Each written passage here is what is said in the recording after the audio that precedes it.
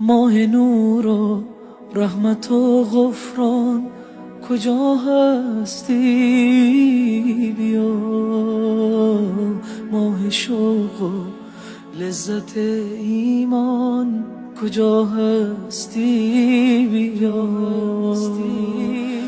ماه پرفیض و نیایش ها هر آسانیم بیا ما همه بر سفرت مهمان کجا هستی؟ ای شبستان قلوب مسلمین آخر بیا ای گذرگاه مسلمانان کجا هستی؟ بیا ما هوای تازه میخواهیم و دلتنگ توییم ای بهار تازه قرآن کجا هستی؟ بیا از گناه و معصیت ها خسته و درمانده ایم ماه عفو و بخشش رحمان کجا هستی؟ بیا ما همه مشتاق هر لحظه ز شبهای توییم ای فضیلت های بی پایان کجا هستی؟ در فراقت همچو مرغی ناله ها سر دادیم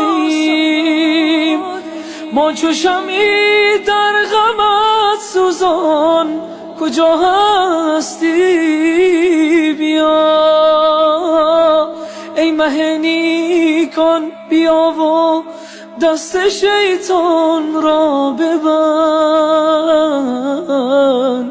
ماه عتق از آتش نیران کجا هستی؟ بیا ماه عتق از آتش نیران کجا هستی؟ بیا مسلمین در خواب غفلت ماه بیداری بیا ای مه بیداری وجدان کجا هستی؟ بیا ماه روزه ماه تمرین عبودیت بیا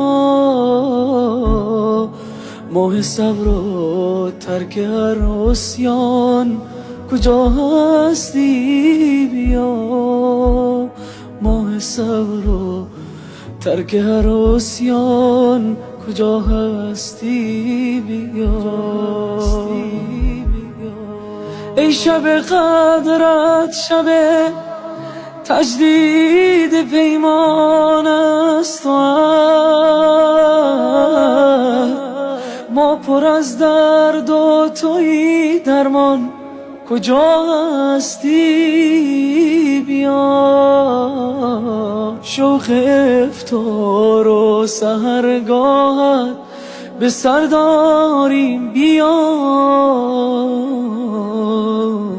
ماه شعبان است و ما حیران کجا هستی؟